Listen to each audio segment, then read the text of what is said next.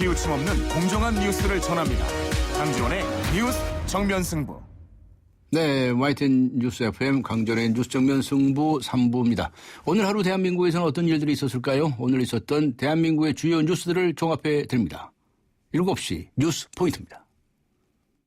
이룡아, 이 엄니가 밤마다 걱정이야. 제발 대리운전 불러서 와. 너 사고 나면 소는 누가 키워? 엄니가 2588 대리운전 모델하잖아. 2588 불러. 좌우로 정렬 2588 차우가 같네, 차우가 같아. 2588. 포르덴트 접착크림 아시죠? 틀니를 붙여주는 접착크림이요. 이번에 무료로 샘플을 나눠준답니다. 080-901-4100으로 전화를 주십시오. 080-901-4100. 이제 폴리덴트로 자신있게 먹고 말하고 웃으세요. 폴리덴트 글락소스미스클라인 본제품은 의료기기입니다. 오늘의 주요 뉴스를 꽉 채웠습니다. 강지원의 뉴스 정면 승부 뉴스 포인트. 먼저 오늘 하루 대한민국 정치권 등 우리 사회에서는 어떤 일들이 있었는지 살펴보겠습니다. 뉴스 포인트. 친절한 숙현 씨 나오셨습니다. 안녕하셨습니까? 네, 안녕하세요. 시사칼럼씨 이숙현 씨. 청와대가 오늘 11명의 정무직 인사를 발표했다는 소식부터 전해주시죠. 네, 박근혜 대통령은 오늘 신설된 국민안전처 장관에 박인용 전 합참차장을 내정했습니다. 차관급 인사혁신처장에는 이근면 삼성전자 인사팀을 역임했던 삼성광통신 경영고문이 내정이 됐습니다. 네. 이 정부의 인사총괄 조직에 민간의 전문가가 발탁된 건데요. 여기에 대해서 상당히 관심이 쏠리고 있습니다. 또 청와대 교육문화수석 비서관에는 김상률 숙명여대 교수가 각각 내정됐습니다. 이번에도 군인 출신과 성균관대 출신의 약진이 재현됐다 이런 평가가 내리고 있는데요. 이날 인사 발표는 정부조직법 개정안이 국무회의를 통과한 직후에 이뤄졌습니다. 여야의 반응은 어떻게 나왔습니까? 일단 엇갈린 반응을 보이고 있습니다. 특히 새정치민주연합은 거의 비명에 가까운 반응을 보이고 있습니다. 한마디로 안보와 안전에 대한 개념이 없다 이렇게 주장을 하고 있는데요. 박수현 대변인은 오늘 브리핑을 가졌습니다. 이 청와대를 군인 출신으로 지키는 것도 모자라서 국가 안전도 군인들에게 맡기겠다는 거냐. 김영삼 정부 이후 군의 문민 통제가 강화됐었는데 박근혜 대통령이 취임하고 나서서 지금은 군인들이 두각을 나타내고 있는 점이 매우 우려스럽다 이렇게 밝혔습니다. 하지만 새누리당 평가는 전혀 달랐습니다. 박대출 대변인도 역시 브리핑을 가졌는데요.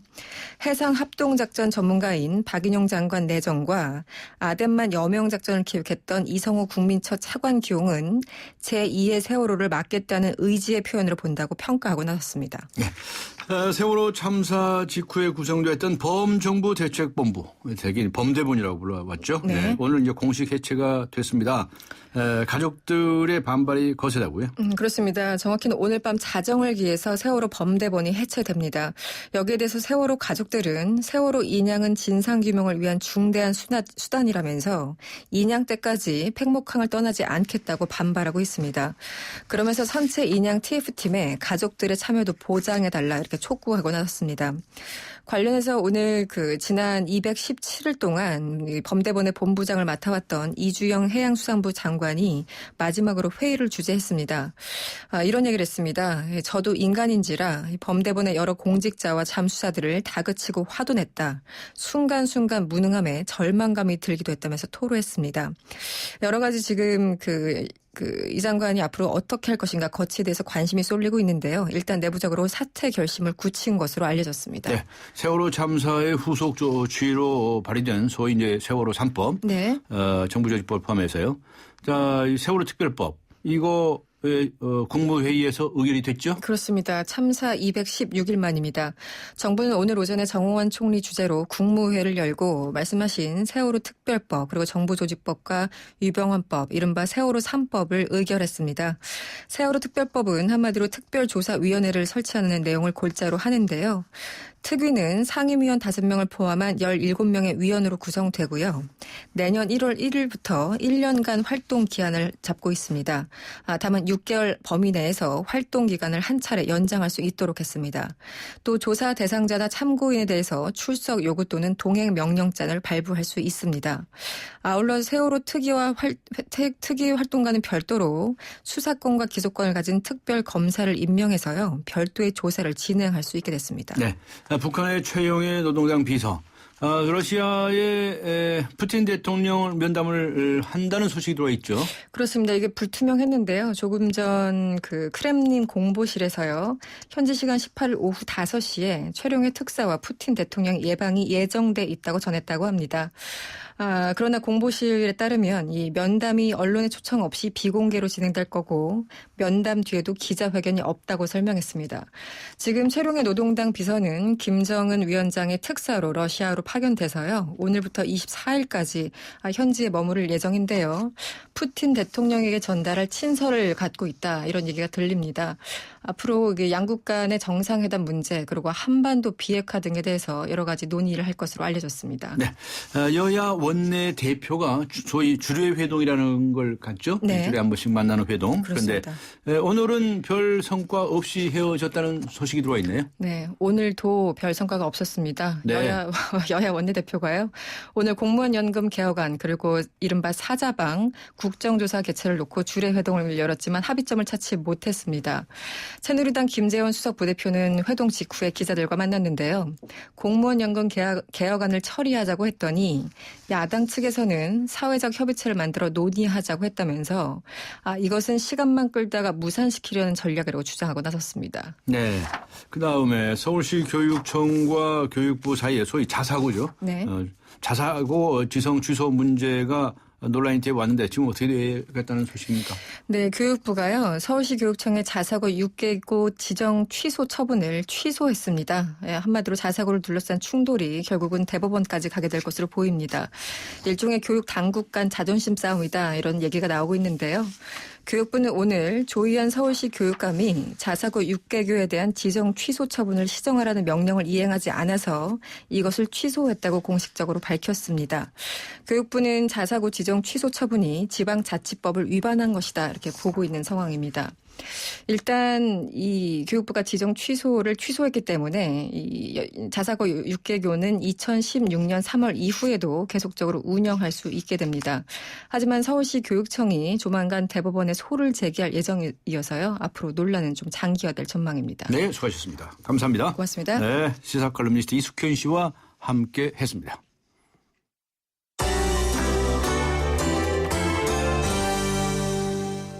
네, 이번에는 경제 소식으로 갑니다. 경제 포인트 한국일보의 고은경 기자 연결합니다. 안녕하세요. 네, 안녕하세요. 내년부터는 금융 거래를 할 때 예를 들어서 무슨 결혼 기념일이라든가 뭐 이런 개인 금융 거래하고 관련이 없는 개인 정보 수집을 못 하게 된다면서요? 예. 내년부터 금융기관과 거래할 때 그 거래하고는 관계가 없는 정보 수집이 안 됩니다. 금융위원회는 이런 내용을 골자로 한 신용정보의 이용 및 보호에 관한 법률 전부 개정안을 오늘 입법 예고했는데요. 네. 개정안은 신용정보회사, 신용정보 집중기관 등 신용정보 처리자가 고객으로부터 얻은 모든 금융거래 목적의 정보를 신용정보로 정의해서 보호 의무를 부과했습니다. 종전에는 고객 식별 정보, 거래 정보, 대출 등만이 정보 보호 대상이었는데요. 개정안은 또 최소 처리 등 정보 처리 원칙을 도입해서 거래와 불필요한 정보를 수집하지 못하게 하고 목적의 이용도 금지했습니다. 또 이용 제공 목적과 처리 기간 방법, 동의하지 않을 권리 등은 고지토록 했고요. 이는 고객의 자기 결정권을 강화하기 위해서입니다. 네, 오늘 이런 통계가 보도가 되었네요. 결혼 후에 10년이 지나도 내 집 마련에 성공하는 가구는 절반이 채 못 된다. 이 통계청에서 나온 자료입니까? 네, 통계청과 통계개발원은 오늘 생애 주기별 주요 특성 분석 자료를 발표했는데요. 네. 자기 집을 가진 가구 비중은 결혼 1년 미만 가구가 약 26%, 결혼 5년 차가 42%, 결혼 10년 차 48%, 결혼 30년 차는 67%였습니다. 네 가구 중에 한 가구는 내 집을 갖고 신혼생활을 시작하지만 결혼 10년 차 가구 중 내 집 마련에 성공한 경우는 50%에 미치지 못하는 겁니다. 전세 거주 가구의 비중은 결혼 1년 미만 가구가 50%, 결혼 5년 차 37%, 결혼 10년 차 29%로 낮아지고 있고요. 그 지역별로는 서울, 경기, 인천과 같은 수도권이 내 집 마련이 가장 어려운 지역으로 꼽혔습니다. 네. 결혼 10년 차에서 내 집 마련에 성공한 가구 비중은 서울이 10가구 중 3가구에 불과했고요. 경기도도 3.5가구였습니다. 이에 비해서 광주와 전북은 10가구 중에 5가구가 결혼 10년 차에는 내 집을 갖고 있는 것으로 분석됐습니다. 네. 평균 통근 소요 시간, 그러니까 통근하는데 시간이 얼마나 걸리냐라고 하는 통계도 나와 있네. 네, 그 임금 근로자의 경우에는 33분이고요. 그 자영업자와 그 가족분들을 말하는 비임금 근로자분들은 22.4분으로 임금 근로자가 10분 이상 더 통근 시간이 길었습니다. 네. 성별로 세분화해보면 남성 임금 근로자가 35분으로 통근 시간이 가장 길었고요. 여성 임금 근로자가 30.2분, 남성 비임금 근로자가 24.1분, 여성 비임금 근로자는 20분이었습니다. 장시간 통근자들은 수도권에 많았는데요. 임금 근로자 기준으로 그 서울과 경기, 인천 통근자 가운데서 통근에 1시간 이상 소요되는 통근자의 비중이 각각 30%, 26% 정도에 달했습니다. 네. 그리고 요즘 무슨 청년층이 졸업을 안 하고 대학생으로 계속 남아있는 네. 재학 인구 비중이 빠르게 늘고 있다는 건데 예. 이게 지금 대학 진학률은 높아지고 또 취업 준비를 위해서 졸업을 늦추는 학생들 때문 아닌가요? 예, 그렇습니다. 그 20에서 34세 청년층 재학 인구 비중이 1990년에는 7.5%였는데요. 네. 2010년에는 24%로 20년간 16.5%포인트나 증가한 겁니다. 네. 예, 이 기간 남성은 약 9.5%에서 29.8%, 여성은 5.3%에서 17.9%로 재학 인구 비중이 늘었고요. 2000년에는 청년층 가운데 학교에 다니면서 취업은 하지 않는 그 재학 비취업 비중이 29.4%였는데 2010년에는 32.9%로 늘었습니다. 또 학교도 다니고 일도 하는 그 재학 취업도 같은 기간 그 1.6%에서 3.8%로 상승했고요. 그 반면 학교도 다니지 않고 일도 하지 않는 경우에는 그 26.6%에서 그 약 20%로 감소했습니다. 네. 세부적으로 보면은 남성은 학교에 다니지 않고 취업을 하는 비중이 그 25세에서 29세인 그 20대 후반의 경우에는 65.6%에서 그 30대 초반에는 84%로 높아졌고요. 그 여성은 반면에 결혼과 출산 등으로 경력 단절 현상이 나타나고 있습니다. 그 여성의 경우에는 학교에 다니지 않으면서 일을 하는 비중은 20대 후반에서 30대 초반이 되면은 줄어들고 있는데 학교도 다니지 않고 일도 하지 않는 경우는 20대 후반에는 29%지만 30대 초반에는 43%로 대폭 늘어난 것으로 나타났습니다. 네. 좀 여러 가지로 생각해 보게 하는 통계로군요. 알겠습니다. 고맙습니다. 예, 감사합니다. 네, 한국일보의 고은경 기자였습니다.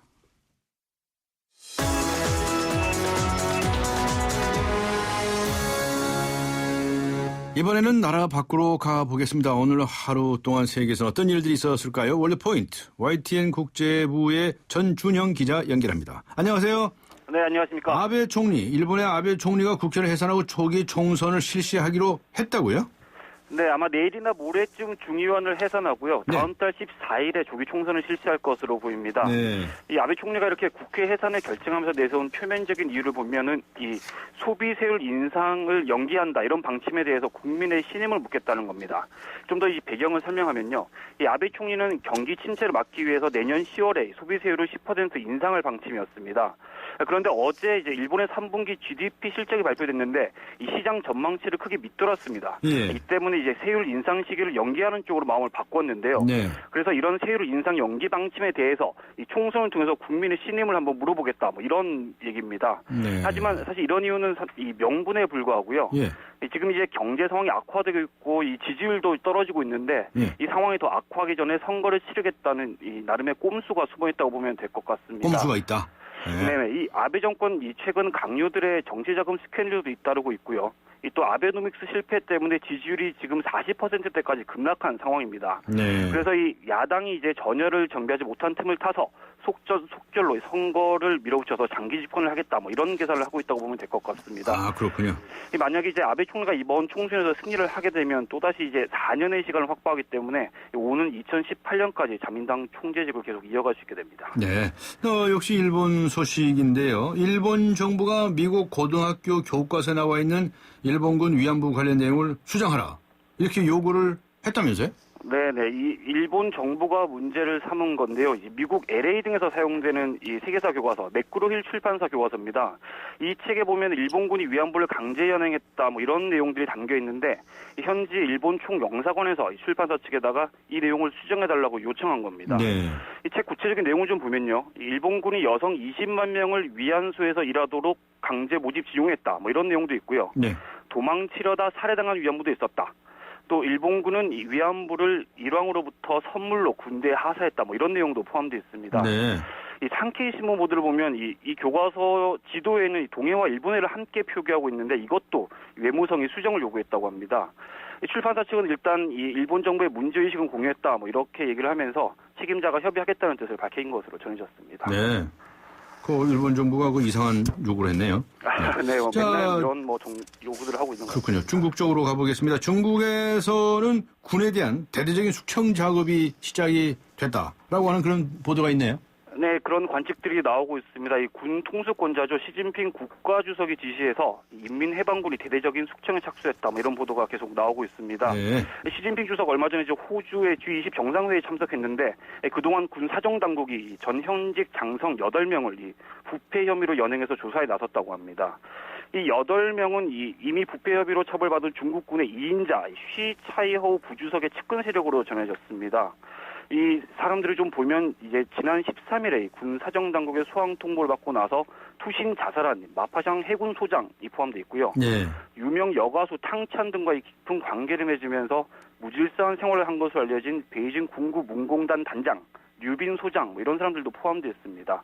특히 이번 체포작전 이 시진핑 주석이 직접 지시했다 뭐 이렇게 얘기가 나오고 있는데 체포된 장성들이 쉬 차이호우 전 부주석 외에 다른 군 실세들하고도 친분이 얽혀있기 때문에 숙청 대상이 어디까지 확대될지 예측하기 어렵다 뭐 이런 분석도 나오고 있습니다. 예, 알겠습니다. 감사합니다. 네, 고맙습니다. 네, YTN 국제부의 전준형 기자와 함께했습니다.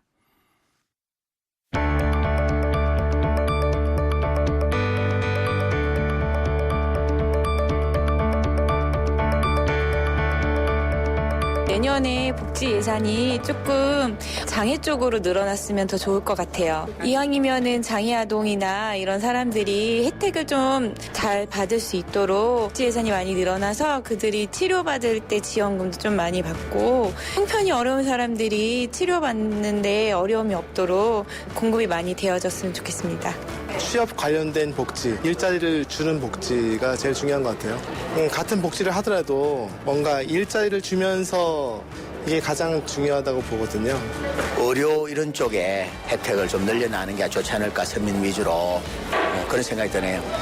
특히 복지 예산 중에서 결손 아동이라든지 그다음에 독거 노인들 이런 부분에 대해서는 예산을 확실히 우리가 배정을 해줘야 된다. 우리가 살아가는 목적이 다 잘 살고자 하는 게 그 목적인데 워낙 지금 여기 밖에도 나가보면은 사실 노숙자분들도 많고 하는데 이런 쪽에 대한 인프라 투자가 좀 있어야 되지 않겠나. 빈곤층을 위한 그런 인프라 투자가 좀 있어야 되지 않겠나 싶어요.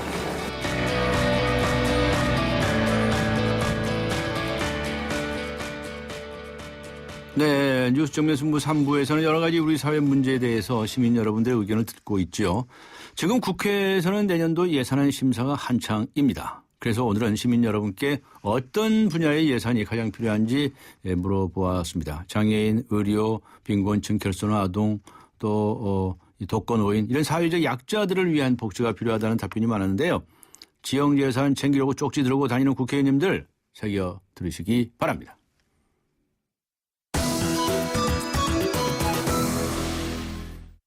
네, 지난 2월 생활고에 스스로 목숨을 끊은 송파 세모녀의 안타까운 사건 여러분들 잘 기억하실 겁니다. 이들처럼 생계를 이어가기 힘든데도 기초수급자가 되지 못하는 상황을 막기 위해서 마련된 이른바 세모녀법이 있습니다. 국민기초생활보장법을 비롯한 여러 가지 법률을 말하는데요. 이번에 국회 법안 소위를 통과했습니다. 내가 만드는 복지국가의 오건호 위원장 연결해서 이 법에 관해서 좀 더 자세히 이야기 들어보도록 하겠습니다. 안녕하세요. 예, 안녕하세요. 네, 법안 심사 소위를 통과했으니까 이제 상임위원회 통과되고 그리고 또 국회 본회의를 통과해야 되겠죠. 근데 일단 여야가 합의를 한 모양입니다. 예. 이번에 여야가 합의한 세모녀법의 주된 내용을 먼저 좀 간단히 요약을 좀 해 주시겠습니까? 두 가지로 요약이 가능한데요. 네. 하나는 부양 의무제 기준이 완화됐습니다. 네. 제가 빈곤 가구인데 자식이 있을 경우에 자식이 4인 가구 기준으로 그전에는 지금은 월 212만 원을 벌면 자식이 부양 의무자 소득이 있다라고 해서 수급자가 되지 못하거나 혹은 수급액이 깎였는데 네. 그 기준 금액이 404만 원으로 약 2배 오릅니다. 예. 그래서 부양의무제 기준이 완화되었고요. 두 번째는 그 급여 체계가 바뀌었는데요. 그전에는 수급자가 되면 생계급여, 주거급여, 의료급여 이런 거를 한꺼번에 받을 수 있었는데 지금은 그걸 다 쪼갰습니다. 수급자들은 다 받긴 하는데 주거급여하고 교육급여는 기존의 수급자가 아니더라도 개별적으로 받을 수 있도록 조금 넓혀놨어요. 네. 그래서 이번에 한 7, 80만 명 정도 그 수급자 수가 늘어나는데 이제 그 대상이 이제 주거급여나 교육급여를 받는 사람들이 늘어나게 된 거죠. 이게 개별급여로 바뀌면서요. 네. 이번에 이렇게 여야가 뭐 여러 가지 이제 의견을 주고받다가 합의를 했는데 만족하십니까? 뭐 저희 시민단체 입장에서는 굉장히 저희 기대에는 턱없이 부족합니다. 턱없이 부족하다. 저희는 어제 여야 합의 소식을 듣고 예. 사실 굉장히 슬펐습니다. 네. 좀 더 진전될 줄 알았는데요. 네. 어떤 점에서 부족하다고 보셨는지? 지금 말씀드린 이제 부양 의무제 기준이 완화된 건 그건 그 개선되긴 했습니다만은 현재 이 부양 의무제 때문에 그 빈곤층임에도 불구하고 수급 자격을 얻지 못하시는 분들이 무려 117만 명이에요. 네. 근데 어제 여야 합의로 인해서 이제 구제되시는 분의 수가 약 14만 명 정도입니다. 그러니까 지금 탈락하신 분들 중에 빈곤층 중에 예. 빈곤층이면서도 탈락하신 분들 중에 약 10% 정도만 이번에 구제되는 거예요. 예. 나머지 100만 명은 여전히 사각지대에 남게 되는 거고요. 그러니까 이제 부양 의무자가 있어서 그러는 거죠. 그렇죠. 완화시켰는데 예. 뭐 저희 단체는 아예 폐지하라는 주장을 하고 있고 부양 의무자가 있다고 해서 기초수급 대상자로 선정이 못 되는 거 이런 사례는 네. 아예 없게 해라. 그렇죠. 만약에 실제로 소득이 없는 최저생계비 이하자로만 판명이 되면 네. 국가가 공공부조를 제공해야 된다라고 저희는 보는 그렇게 거고요. 주장하시는 이유는 뭐죠? 요새 자식들이나 이런 사람들이 또 효도를 잘 안 해요. 네? 그러니까 과거에 비해서는 가족 부양이 예. 많이 약해졌고요. 약해졌다. 네, 그리고 대부분의 지금 이제 젊은 가구들이 네. 사실상 부모님을 부양하기가 되게 어려운 처지에 있습니다. 자기들도 먹고 살기 힘들다. 예, 그래서 이제는 그 사적 부양을 할 것으로 간주해서 예. 기초생활보장 수급 자격을 주지 않는 건데 네.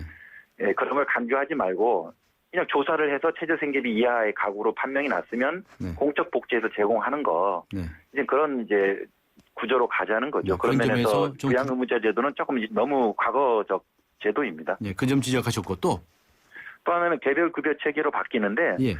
그러니까 주거급여에서 한 30만 명, 교육급여에서 한 40만 명이 늘어나는데 예. 숫자로 보면 전체 수급 대상자가 지금 한 130만 명에서 220만 명으로 1.5배 늘었다고 복지부에서는 굉장히 홍보를 하는데요. 네. 이 7, 80만 명이 늘었지만 이분들이 받는 급여액은 굉장히 작아요. 네. 예를 들면 교육급여로 40만 명이 늘었지만 네. 학생이 있어야 받는 거고요. 네. 그리고 초중은 지금 의무교육, 무상교육이다 보니까 새로 받는 게 네. 부교재비 연 한 5만 원 정도 이상이 없어요. 네. 그리고 이제 고등학생 있는 경우는 이제 학비 조금 받겠죠. 예. 그리고 주거급여도 월 한 10만 원 정도 받는 거라서 예. 실제 핵심은 생계급여를 받으시는 분, 그리고 의료급여를 받으시는 분, 이분들이 굉장히 빈곤이 심각하신 분들인데 이분들 급여가 좀 더 올라갔었어야 되는데 이거는 거의 같은 수준에 머물고 있습니다. 그래서 네. 대상자 수는 굉장히 많이 는 것 같은데 실제 내용을 보면 그렇게 큰 개선이라고 보기는 어렵습니다. 네. 저희들 입장에서는. 네. 뭐 대상자가 좀 늘긴 늘었군요. 그런데 이제 그거 가지고는 만족스럽지 못하다 이런 말씀이시죠. 특히 이제 생계급여나 의료급여 부분에 있어서 확장이 없다 이렇게 지적을 하셨습니다. 생계급여에서 일부 확장은 있습니다. 네. 지금 정부 발표에 따르면 장기적으로 한 월 5만 원 정도 생계급여가 늘고 예. 주거급여가 지금보다 한 1만 원 정도 는다. 예. 이 정도 발표하고 있고요. 의료급여는 사실 특히 이제 독거노인 어르신들한테는 의료비 지출이 큰데 의료급여는 요번에 전혀 변화가 없습니다. 없다. 그냥 그 점에 있어서 좀 부족하다 이렇게 보시는 거죠. 그럼 어떻게 더 그냥 더 급여를 더 수준을 높이기만 하면 더 좋겠습니까? 그러니까 두 가지입니다. 예. 지금 기초생활보장 수급을 받으시는 분들이 계시죠. 예. 이분들은 그나마 수급 자격을 갖고 있으니까 다행이지만 너무 예. 급여 수준이 낮은 게 문제고요. 예. 사실은 더 심각한 문제는 수급 자격을 받지 못하시는 분, 이제 이게 바로 그 기초생활보장제도의 사각지대라고 하는데 예. 지금 기초생활 수급자 수가 약 130만 명인데 보건사회연구원의 추정에 따르더라도 제도 바깥에 있는 빈곤층, 이 비수급 빈곤층이라고 이름을 붙이는데요. 예. 이 규모가 무려 400만 명이에요. 네. 그러니까 사실은 제도 바깥에 있는 더 심각한 사람이 많은데 요번에 한 7, 80만 명 정도한테 주거나 교육급여를 조금 주는 수준에서 네. 이번에 마무리가 된 거죠. 이게 다 사실 지난 2012년 여야 대선 공약입니다. 네. 저는 그래서 좀 획기적으로 개선될 걸로 기대했는데 네. 너무 미약해요. 알겠습니다. 이제 여야가 합의한 안이 좀 부족하다라고 하는 것인데 문제는 재원이 있어야 되거든요. 예. 재원을 좀 만들기 위해서 무슨 특별한 좋은 아이디어 있으신가요? 지금 정부에서는 돈이 없다. 그래서 지금 누리과정, 무상복지 논란도 생기고 있는 거고, 어제 그 보건복지 법안 심사 소위 때도 네. 보건복지부가 2천억 이상은 증액이 어렵다. 네. 이 한도 내에서 심의하시오라고 던져놓은 거예요. 예. 그러다 보니까 이제 기초생활보장제도의 전체 예산 규모가 한 10조 원가량 됩니다. 여기에 지금 2천억 증액 카드를 놓고 여기서 논의를 하다 보니까 굉장히 미미한 제도 개선이 이루어진 거죠. 그런 면에서 예산 확충이 대단히 중요한데 네. 저는 이제 중앙정부에서 예산 확충하기 어렵다고 얘기하는데 저는 사실 그렇게 믿기지가 않아요. 좀 더 애초 박근혜 대통령이 국민들한테 약속했던 공약 가계부도 있고요. 네. 그 공약 가계부대로만 이행이 되더라도 예. 지금 누리과정이나 혹은 기초생활보장제도를 획기적으로 개선할 수 있는 재정이 저는 충당될 수 있다고 보는데 네. 정부가 예산 확충에 지극히 소극적이면서 이 복지제도 개선에 좀 적극적으로 나서지 않고 있는 거 아니냐 저는 그런 의구심을 가지고 있습니다. 예, 알겠습니다. 고맙습니다. 네, 예, 고맙습니다. 지금까지 내가 만드는 복지국가라는 단체의 오건호 위원장이었습니다. 네, 지금 시각은 7시 26분을 가리키고 있습니다. 이 시각 교통 상황 어떤지 알아보죠. 박화영 캐스터입니다. 네, 간선도로 중심으로 계속 정체가 되고 있습니다. 분당 수서간 도시고속화도로는 지금 돌발 상황 발생해서 더 어려워졌는데요. 청담대교 쪽으로 가는 길 탄천 1교와 청담대교 남단 사이 2차로에 사고가 나서 안 그래도 좀 힘든 길이었는데 더 밀리고 있습니다. 장지 나들목 이전부터 청담대교 다리까지 계속 밀리고 있고요. 외곽 성남 쪽으로는 북단에서 남단 쪽으로는 다리 건너기 어렵지만 이후부터는 장지 나들목까지 수월하게 지납니다. 북부간선도로 따라 외곽에서 도심으로 구리 시계 부근으로 밀리고요. 묵동에서 내부순환로 진입할 때까지 밀렸는데 그래도 내부순환로 진입 지점인 종암분기점 부근으로는 좀 풀렸습니다. 이 구간으로는 대체로 원활하게 지나고 있습니다. 한강 다리 중에서는 반포대교가 남단 쪽으로 밀리고 있고요. 동작대로 사당역과 이수역 사이 양방향으로 시속 20-30km 내입니다. 강지원의 뉴스 정면 승부 교통정보였습니다. Best to enjoy, best to shop. Best to shop to the best manager. Best to shop. Best to shop. Best to smile. Best to shop. 전자제품 쇼핑은 베스트숍에서. Best to shop. 국민 단열재 팩트론이 따사론을 출시하여 이에 신고합니다. 따사론은 따뜻하고 시공이 간편합니다. 따사론은 난방비가 절감됩니다. 따사론은 단열재 전문 기업이 만든 국민 단열재입니다. 이상 발명 특허 신기술 국민 단열재 따사론입니다. 검색창에 따사론을 검색해보세요. 전국지사 대리점 모집 중 1600-6773.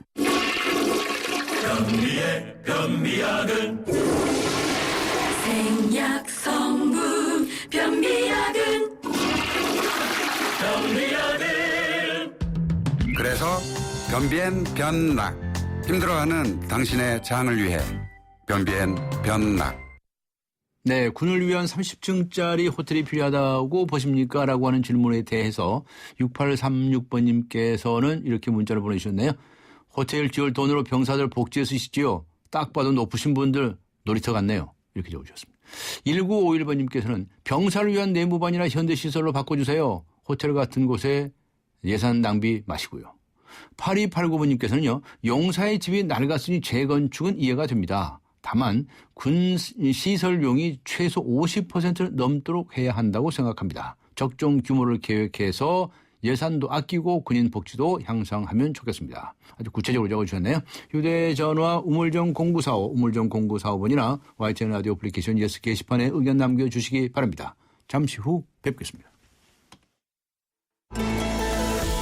인천 지역 맞춤형 일자리 창출 지원 사업.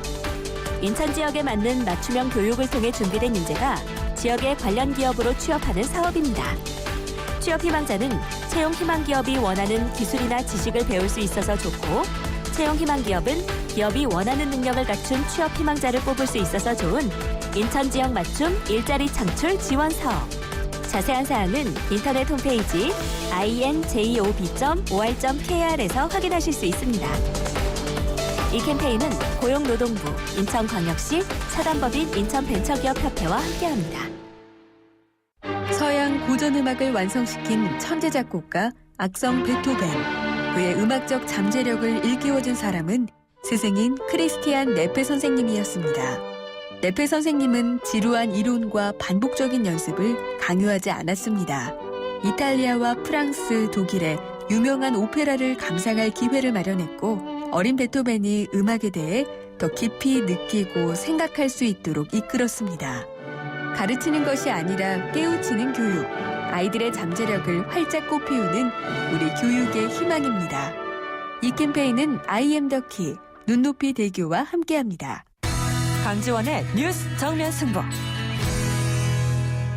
네, 7595번님. 결국 또 하나의 특혜 수단을 만들겠다는 것입니다. 국방에 전념할 군 조직의 누수가 염려됩니다. 라고 문자 보내주셨습니다. 군을 위한 30층짜리 호텔이 필요하다고 보십니까? 라고는 질문에 대해서 의견을 보내주시고 계시는데요. 추첨을 통해서 정통 시사 주간지 주간 경향, 그리고 아시아 지역 전문 월간지이죠. 매거진 N 구독권 보내드리겠습니다. 강지원의 뉴스 정면 승부 4부 들어갑니다. 우리 집 통신 대표 번호 101.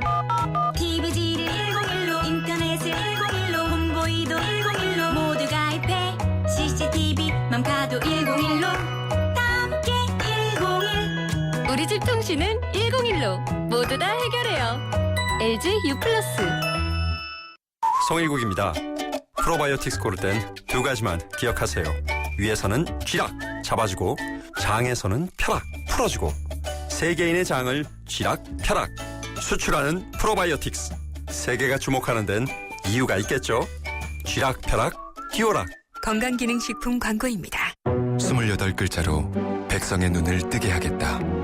세종대왕의 혁신적인 생각. 동서양을 융합해 새로운 문화를 만들겠다. 알렉산더 대왕의 창조적인 생각. 위대한 생각은 녹슬지 않습니다. 위대함을 향해 갑니다. 포스코.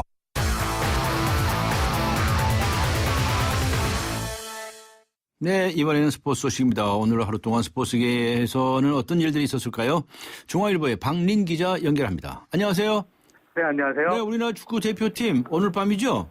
예, 이란에 가서 이제 이란하고 원정 평가전을 치르는데 이 경기장이 특별한 경기장이라면서요? 네, 그 경기장이 원정팀의 무덤이라고 불리는데요. 예. 그 한국과 이란이 잠시 후 이란 테헤란의 아자디 스타디움에서 맞붙는데 그 아자디 스타디움은 그 페르시아어로 자유를 뜻하는 아자디에서 따왔는데요. 그 상대팀에게는 자유롭지 못한 곳입니다. 네. 그 한국도 40년간 2무 3패로 승리가 없는데요. 네. 저도 2012년 10월에 가봤는데 그 여자는 입장 불가라서 그 10만 명의 남성이 토해내는 광적인 응원 분위기가 전쟁터를 방불케 하고요. 예. 기자석에는 강화유리 보호벽까지 설치되어 있습니다. 네, 그리고 해발 1273m 고지대에 위치해서 그 체력 소모도 큰데요. 네. 고지대에서 90분을 뛰는 건 그 평지에서 130분 이상 뛰는 것과 비슷합니다. 네. 한국은 엄청난 소음과 고지대 핸디캡을 이겨내야 합니다. 그렇군요. 아주 어려운 경기장이네요. 근데 네. 그거는 거기에서 뛰는 모든 팀들이 마찬가지일 텐데. 자, 어쨌든 한국은 이란에 갚아야 할 빚이 있다면서요? 네, 그 이란의 박지성이라 불리는 네쿠남이 그 한국을 만날 때마다 그 지옥을 보여주겠다고 도발했는데요. 예. 그 최강희 전 대표팀 감독이 그 네쿠남인지 다소쿠남인지 농구 선수냐, 그리고 그 손흥민도 그 네쿠남이 피눈물을 흘리게 해주겠다고 그 응수했는데, 하지만 한국은 그 최근 이란과 두 차례 맞대결에서 그 네쿠남을 막지 못하고 2연패를 당했고요. 네. 그 케이로스 이란 감독은 그 최강희 감독에게 그 주먹 감자를 날리기도 했습니다. 예. 네. 그 이란 감독이 어제 과거는 과거다며 그 주먹 감자를 사과했지만 그 이란 언론은 이란은 지금도 한국에 대한 감정이 좋지 않다고 보도했고요. 그 슈틀리케 한국 감독은 출국 전에 그 두 나라의 관계는 잘 알고 있고 이번에는 빚을 갚을 차례라고 그 필승을 다짐했습니다. 네, 박린 기자께서 구자철 선수하고 전화 인터뷰를 하셨다면서요? 네, 구자철 선수가 이제 브라질 월드컵 이후에 주장 완정을 다시 찾는데 직접 네네. 들어보도록 하겠습니다. 이란과의 경기는 제가 아시안게임과 아시안컵 때 했던 기억이 있는데요. 사실 이란과의 경기는 그렇게 항상 좋지는 않았던 것 같아요. 그들이 이기고 있을 때는 항상 시간을 지연하기 위해서 애쓰는 모습에 저희들이 힘들어했고 그러한 모습은 어떻게 보면은 아시아 축구의 질을 떨어뜨리는 이유이기도 한데 굉장히 아쉬운 부분이기도 했고요. 또 그들이 페어플레이 의식이 부족해서 굉장히 상대 선수에 대한 보호가 전혀 없는 경기를 많이 하는 것 같아요. 그런 부분에 대해서는 아시아 축구가 발전하기 위해서는 없어져야 될 부분이라고 생각을 하고요. 그렇지만 이란은 아시아에서 분명히 계속해서 꾸준히 강팀으로서 활약을 했던 팀이기 때문에 언제나 이란과의 경기는 좀 더 좋은 그러한 축구를 하는 경기가 되길 바라고요. 이란에는 제가 볼프스부르크에서 같이 뛰었던 데저가 선수가 있는데요. 그 선수는 굉장히 좋은 선수고 굉장히 유럽에서 수년간 경험을 많이 한 선수인데요. 뭐 그런 또 다른 좋은 선수들이 많은 팀이기 때문에요. 이란과의 평가전은 굉장히 중요한 경기인 것 같아요. 네, 구자철 선수 그리고 우리 대표팀 오늘 밤 아주 이 거칠은 이란 팀하고 잘 싸워서 주먹 감자를 서력했으면 좋겠네요. 네, 프로야구 쪽으로 가보겠습니다. 연습생 신화를 쓴 넥센의 서건창 선수 정규 시즌 최우수 선수에 선정이 됐네요. 네, 그렇습니다. 넥센 서건창이 오늘 기자단 투표에서 99표 중에 77표를 받아서 박병호, 강정호 등 팀 동료를 제치고 MVP를 수상했는데요. 네. 장정훈, 박경환에 이어서 신고 선수 출신으로 역대 세 번째로 MVP를 수상한 서건창은 100척간도 진일보란 소감을 밝혔는데요. 백자나제는 높은 장대에 오른 뒤 한 걸음 더 나아갈 정도로 애쓴다는 뜻입니다. 네. 한편 NC 이로스 박민우는 71표를 받아서 신인왕을 차지했습니다. 네, 백척간도 진일보다. 네, 네, 좋은 말씀. 자, 고맙습니다. 네, 감사합니다. 지금까지 중앙일보의 박린 기자와 함께한 스포츠 소식이었습니다.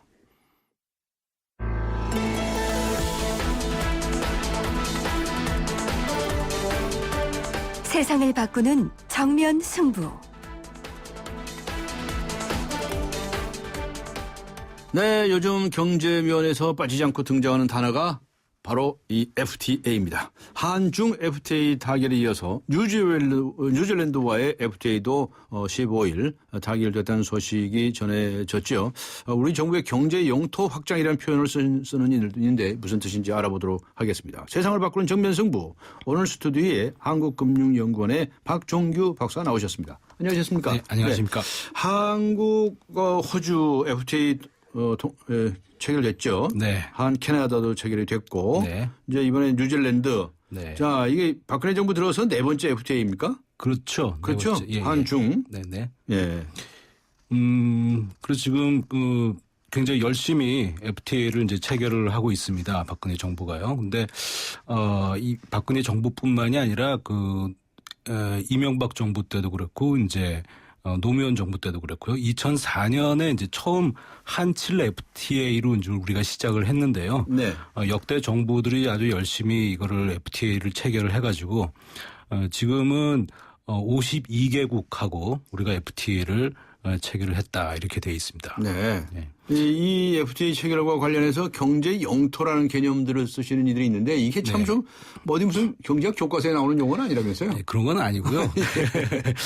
이제 좀 이렇게 좀 뭐라 그럽니까? 관세가 없이 자유롭게 할 수 있는 우리나라 땅은 아니지만 우리나라 영토는 아니지만 우리나라 기업들이 가서 좀 자유롭게 경제 활동을 할 수 있는 그런 지역 뭐 이런 식으로 그런 의미로 이제 이해를 하면 될 것 같고요. 네. 그렇다고 우리가 뭐 다 지배하는 나라도 아니죠. 지배하는 나라는 아니죠. 네. 그래서 특히 이제 FTA를 체결한 그 나라들의 경제 이거는 이제 경제 영토다 이렇게 이해를 하는 것 같습니다. 그래서 그걸 보면은 우리가 지금까지 아까 말씀드린 52개국을 다 합하면은 우리가 FTA를 체결한 나라들의 경제 규모가 전 세계 GDP의 한 4분의 3 된다 그래요. 네. 그러니까 상당히 많이 한 셈이죠. 네. 이런 나라가 많이 있습니까? 우리가 상당히 많이 우리가 2004년에 처음 시작했을 때는 좀 지각생이다 이런 말을 많이 들었었거든요. 근데 불과 10년 만에 이렇게 많이 이제 했는데요. 우리보다 더 많이 한 나라가 칠레 정도밖에 없다. 그러니까 경제 영토가 넓은 나라라고 하면 뭐 칠레. 네. 칠레는 이제 우리가 아직 안 하고 있는 세 번째라는 얘기가 있던데. 일본이랑도 하고 있고요. 그래서 우리가 뭐 상당히 많이 한 그런 나라로 되어 있습니다. 그렇군요. 자, 이게 어떤 의미가 있습니까? 경제 영토의 확장. 이거 어떤 긍정적 면이 있고 아니면 또 우리가 유의해야 할 점이 또 있는지. 이게 아무래도 수출을 좀 더 많이 할 수 있게 됐고요. 우리가 그 나라에 대해서 아무래도 우리가 그 관세 장벽도 많이 낮아지고 그다음에 여러 가지 우리가 교역을 하는 거를 이제 보호해주고 보장해주는 그런 이제 장치가 이제 마련이 되는 거기 때문에 하는 것이 수출에 굉장히 도움이 된다. 그런 의미가 있고 반면에 우리가 또 그 영토를 확장하려면은 그 대가를 치러야 되지 않겠습니까? 그 대가라는 게 결국에는 우리가 갖고 있던 그 보호 장치를 좀 내려놓는 거 이런 거가 되니까 이거 생각 없이 그냥 경제 영토가 넓어지는 것만 정신이 팔려갖고 생각 없이 막 하다가는 너무 그 보호 장치를 한꺼번에 다 이렇게 내려놓는 그런 상황이 오게 되기 때문에 이게 몇 년 전에 우리 조순 전 경제부총리께서 걱정하신 게 이제 까딱하다가는 방파제 없는 항구가 될 수도 있다 이런 거였거든요. 네. 파도가 막 치면은 방파제가 없으면은 거기 정박하고 있던 배들이 그 피해를 보게 되지 않습니까? 적절한 비유였다고 생각하는데요. 그런 부정적인 일도 가능하다 이렇게 생각합니다. 네, 그렇군요. 특히 이번에 뉴질랜드와의 FTA라든가 이런 것에서 보면 한 호주의 경우도 그랬었고요. 네. 이 축산농가, 예. 축산농가의 피해가 클 거다 이런 얘기들이 많이 나오고 있지 않습니까? 네네. 쇠고기는 요즘 뉴질랜드 쪽에서 많이 수입해 온다면서요? 아직은 많이 하지 않아요. 호주 쪽에서. 호주에서 많이 한다고 합니다. 예. 근데 뉴질랜드라는 나라가 인구가 한 400만이 조금 넘는데요. 양이 한 1,300만 마리가 있다 그래요. 그래서 양이 한 사람보다 한 3배 정도 많은 그런 나라. 그러니까 명실상부한 축산 강국이라고 할 수 있죠. 그래서 이 나라하고 이제 FTA를 하게 됐는데 앞서 말씀하신 호주도 그렇고 캐나다도 그렇고 축산업이 굉장히 강한 그런 나라거든요. 그래서 이번에 저희 뉴질랜드랑 하면서 드디어 이제 축산업이 완전 개방됐다라는 표현이 나올 정도로 할 거는 다 해버린 그런 상황이 됐습니다. 근데 우리나라 축산업이 전체 GDP의 한 0.3%가 되는 규모는 그리 크지 않습니다만은 그래도 소홀히 할 수 없는 그런 분야다 이렇게 생각이 됩니다. 네. 농축 FTA 얘기하면 항상 이제 관세 장벽이 없어지는 거니까 네. 우리 농산물, 축산물 걱정들을 많이 해 오시고 네. 또 이쪽에서는 계속 또 반대 주장도 해 오셨고요. 네네. 그랬죠. 네. 네. 반면에 제조업 쪽에서는 수출이 좀 유리해지는 것이 아니냐라고 하는 분석들을 많이 하지 않습니까? 그렇죠. 네, 그래서 특히 제조업 중에서도 이게 관세 FTA를 하게 되면 혜택을 다 누리려면 원산지 증명 이런 문제가 이제 돼야 되거든요. 근데 이를테면 우리나라하고 중국하고 FTA를 했다고 하면은 우리나라 제품이 이제 중국 가가지고 관세가 없다 이런 거가 되는데 우리나라 제품이라고 해서 순수한 완전 100% 우리나라 산으로 되는 제품이 요즘에는 없지 않습니까? 네. 그래서 단추는 어디서 수입하고 지퍼는 일본에서 갖고 오고 이렇게 여러 가지 나라 거가 이제 짬뽕이 돼가지고 결국 만들어진 거기 때문에 이걸 어디까지를 원산지로 인정해 주느냐 이게 굉장히 중요한 문제인데요. 그러한 문제를 갖다가 다 넘어가 가지고 100% 혜택을 누릴 수 있는 그런 기업이라야지만 이제 FTA를 통해 완전한 혜택을 보는데 중소기업은 아무래도 그럴 능력이 좀 모자란다. 그래가지고 제조업 중에서도 중소기업은 조금 혜택을 아직 다 못 보고 있고요. 대기업 수출 대기업이 이제 완전한 거의 90%에 가까운 그런 혜택을 누리는 걸로 이렇게 돼 있습니다. 반면에 이제 다른 산업 특히 이제 우리 뉴질랜드랑 FTA 하면서 빚어졌던 축산업 도 그렇고요. 농업도 그렇고요.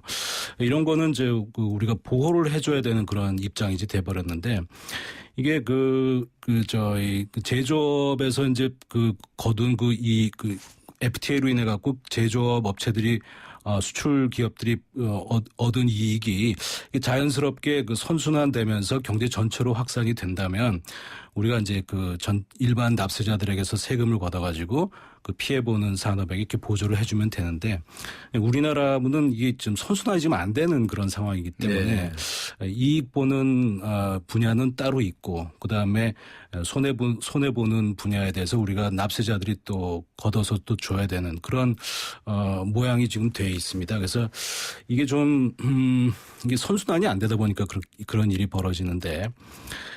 결국에는 그 FTA로 이익을 보는 아무래도 그 이익을 보는 기업들이 피해를 보는 거를 갖다가 이제 기초로 해서 지금 이익을 보게 되지 않습니까? 네. 그런 경우에 그 조정 비용을 좀 분담을 더 시키는 그런 방안을 좀 근본적으로 검토해야 될 때가 되지 않았나 이렇게 생각이 듭니다. 그런 방안이 있나요? 생각을 해봐야 돼요. 생각을 해보셔야죠. 근데 여태까지 무슨 그런 제도가 있었던 것도 아니고 말이죠. 그것도 뭐 강제할 수도 없는 일이고. 강제할 수도 없죠. 그러나 이제 필요하면 만들어야죠. 이제 제도. 네. 그 연구 좀 해보시면 되겠네요. 박사님. 그리고 또 이게 재정에서도 상당히 많은 지원을 해준 셈이다 이렇게 보여지거든요. 네. 지난 10년 동안 2004년에 FTA를 하면서 2004년부터 2013년까지 10년 동안의 지금 자료를 보면요. 우리나라 GDP에서 그 상품 수입이 차지하는 비중이 28%에서 41%로 굉장히 높아졌어요. 네. 우리 경제가 지난 10년 동안 수입을 굉장히 많이 이제 하게 됐는데 그럼 관세도 똑같이 늘어나야 될 텐데 관세가 국세에서 차지하는 비중은 5.8%에서 5.2%로 오히려 좀 줄었습니다. 네. 이 말이 뭐냐면은 관세를 우리가 더 거둘 수 있는 거의 상당 부분이 이 FTA로 인해 갖고 이미 많이 이제 들거치게 됐다 이런 거를 말해주거든요. 세수가 감소하는 효과도 분명히 있었다는 것이죠. 그래서 아까 말씀드린 것처럼 좀 더 분담을 좀 시키는 거를 좀 모색을 해봐야 되지 않나 이런 생각이 듭니다. 획기적인 아이디어 좀 개발 좀 해보시죠. 저 TPP하고 FTAAP라는 게 있지 않습니까? 하나는 미국이 주도하는 거고 하나는 중국이 주도하는 건데 이거 우리 청취자 여러분들을 위해서 좀 간단히 쉽게 좀 설명을 좀 해주시겠습니까? 그 FTAAP가 이제 아태 자유무역지대라고 이제 번역이 되는데요. 이게 주로 그 APEC 21개국 환태평양 국가들 을 중심으로 지금 자유무역지대를 만들자 이런 얘기인데 중국이 추진하는 거죠. 중국이 이제 이걸 하자고 하는 거죠. 근데 상당히 오래 됐다고 합니다. 처음 이 아이디어가 나온 지 지금 50년째라 그러는데요. 50년이요? 네, 50년째. 어떻게 보면 APEC이 만들어지기 전부터 이제 이런 구상이 나왔다고 해요. 반면에 TPP는 지금 미국이 이제 주도를 하는 건데 여기에는 중국이 들어가 있지 않고요. 우리나라도 아직 여기 들어가 있지 않습니다. TPP 이게 환태평양 경제 동반자 협정. 근데 요거는 이제 오바마 대통령이 자기 임기 중에 좀 해보려고 굉장히 노력을 하는 그런 분야인데요. 이거는 보통의 그 FTA와 달리 서비스 쪽을 상당히 그 수준을 높여갖고 뭐 노동 조건도 보고 무슨 뭐 환경 문제도 보고 뭐 공기업의 경쟁 문제도 보고 그래서 도저히 중국이 끼어들 수 없을 만큼 수준을 굉장히 높여놨습니다 이게. 그래서 아주 세련된 그런 그 FTA다 이렇게 되어 있는데 이게 그 똑같은 그 태평양 지역을 놓고 하나는 이제 중국이 주도를 하고 하나는 이제 미국이 주도를 하고 이래갖고 이 FTAAP하고 TPP하고는 그냥 보통의 경제적인 의미를 넘어서 굉장히 지정학적인 의미를 갖는 것이죠. 어떤 것이 되느냐에 따라 갖고 향후에 그 태평양 지역의 그 교역 질서가 이제 정해지는 거니까요. 그래서 그 두 체제가 지금 경쟁을 하고 있다. 지금 이렇게 보여지는데요. TPP는 오바마가 아까 말씀드린 대로 그 임기 중에 하려고 이렇게 하고 있고, 그다음에 FTAAP는 말은 지금 나왔습니다만은 상당히 이거는 실현되려면은 상당히 시일이 많이 필요하다 이렇게 되어 있습니다. 왜냐하면은 여기에 중국뿐만이 아니라 미국도 들어가 있고 일본도 들어가 있고 러시아, 우리나라 이런 게 다 들어가 있어갖고 조정을 이해관계를 조정하기가 쉽지가 않지 않겠나 이렇게 생각이 듭니다. 네, 국제적으로 뭐 교섭이 많이 진행이 돼야 될 일이로군요. 예. 알겠습니다. 그런데 이번에 박근혜 대통령이 해외 순방하면서 여러 두 가지 FTA 체결도 하긴 했는데 엔저 현상에 관해서 일본 쪽을 향해서 좀 발언을 한 대목이 기사가 되고 있어요. 예. 여기 저 기사를 인용을 하자면은 네. 그 주요 선진국의 통화가치 쏠림 현상은 신흥국 경제의 부담으로 작용할 수 있음을 유념해야 한다. 이렇게 이제 점잖게 말씀을 하셨는데요. 네.